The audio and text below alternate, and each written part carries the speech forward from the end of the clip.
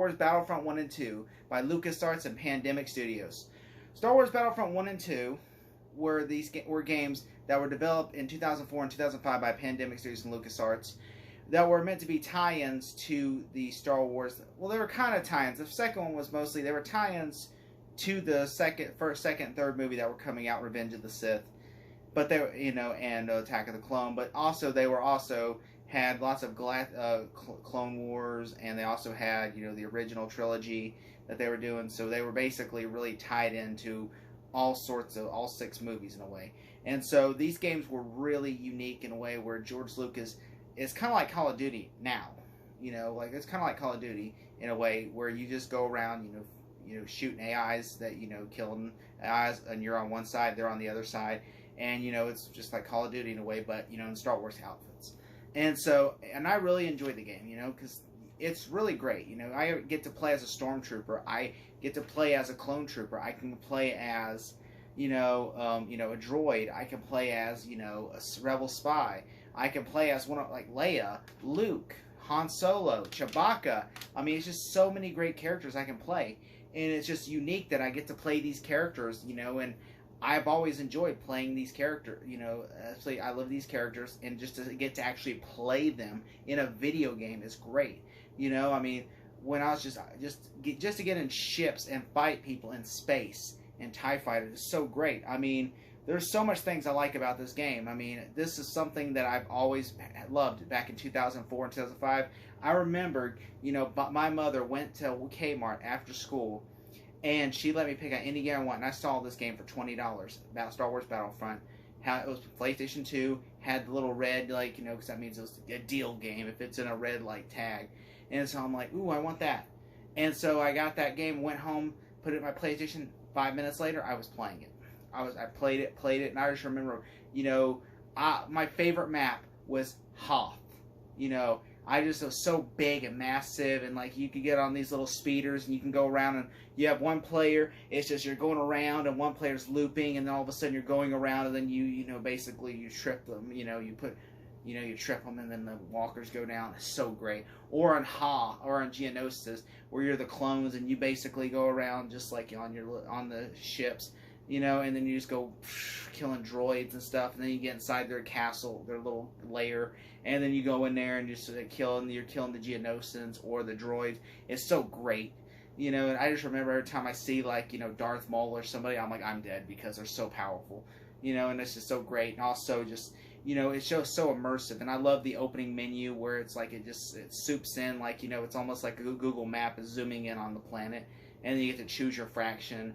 And if you want to bring a buddy over, you can play split screen. And so I've always admired Star Wars Battlefront 1. It's such a great game. And then Battlefront 2, because they were trying to tie into Revenge of the Sith, even the cover art is very Revenge of the Sith-esque in a way, where Ewan McGregor as Obi-Wan's on there. And I remember just getting to play, as the new clone troopers from the new movie, and being able to play as Hayden Christensen's Anakin Skywalker as a villain. And you even get to do these missions that are okay, you're doing Rise of the Empire, because in the first game you had Galactic Conquest, where you could basically conquest over planets. This one you can even blow up freaking planets. Once you invade the planet and win, you blow them up and they're gone. And it shows a clip from the movie where the Death Star blows up the planet, and then that planet is no longer there because you blew it up. You even do these middle missions where you have to go to Redenvar, and you go into you go into Felicia, and you have to kill this giant bird, this little thing from Attack of the Clones. And then, of course, in Order 66, you got to go to the Jedi Temple, as you can go as clones and just kill all the Jedi, or you can be, once you get Anakin, you can go there and just start killing all the Jedi, and it's Hayden Christensen with a hoodie. And I'm just it's so great. You see that you get to do Rise of the Empire in this little mini campaign, which is so great.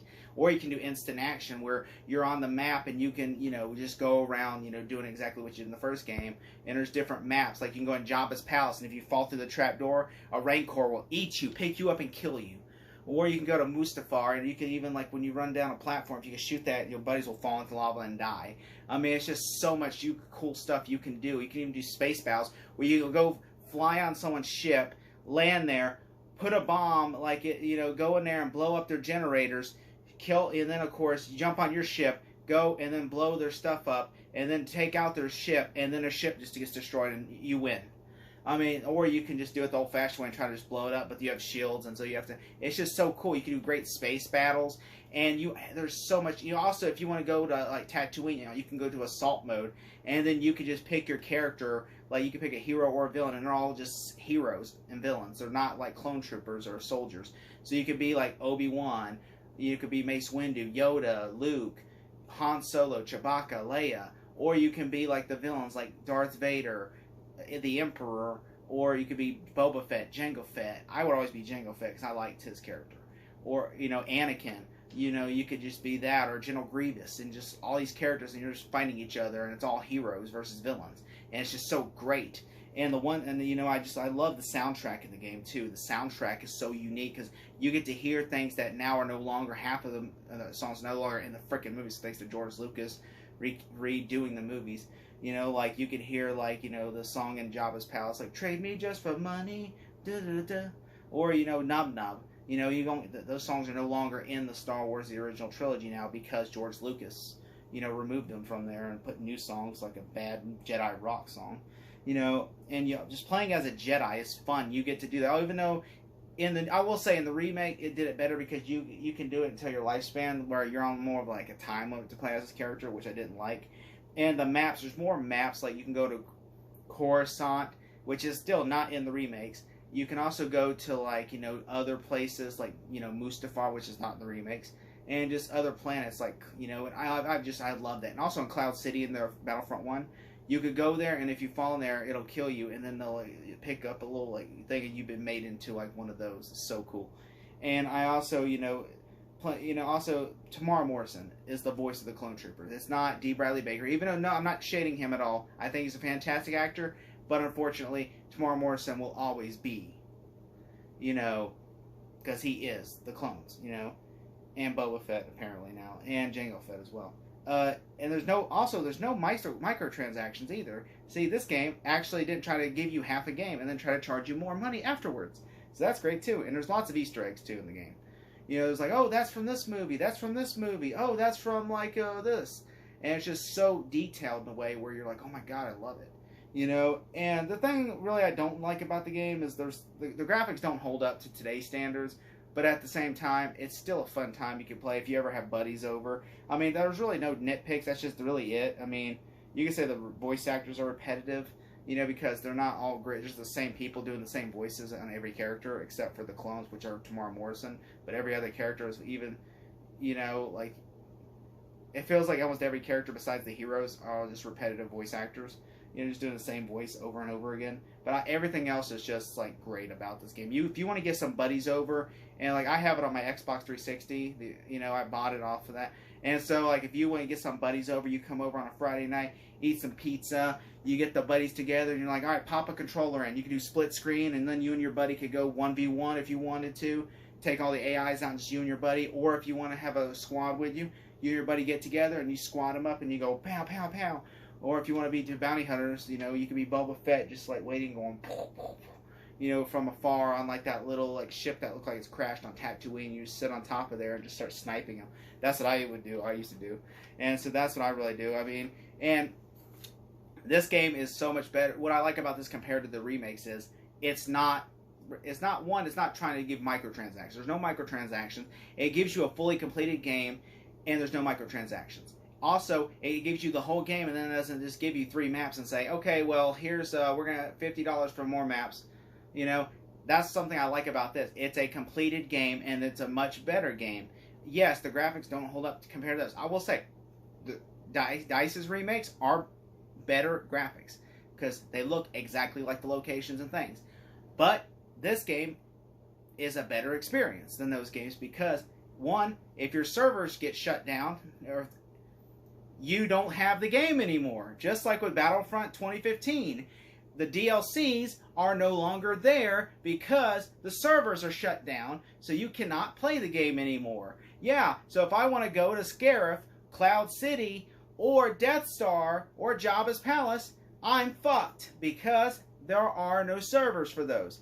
So the only way I can play is if if there are people that are willing to play, and odds are there are not. So guess what though? I can play on the Death Star on this game. I can play, in Jabba's Palace on this game. Scarif, I'm just screwed. I can play that in Battlefront 2 because they're offline, so that's good. But like as for the Cloud City, I can play it on this game. So really, that's my biggest issue. This game is a much better experience. Yes, it's outdated, but guess what? I'm sure there's mods online if you want to play it on your computer.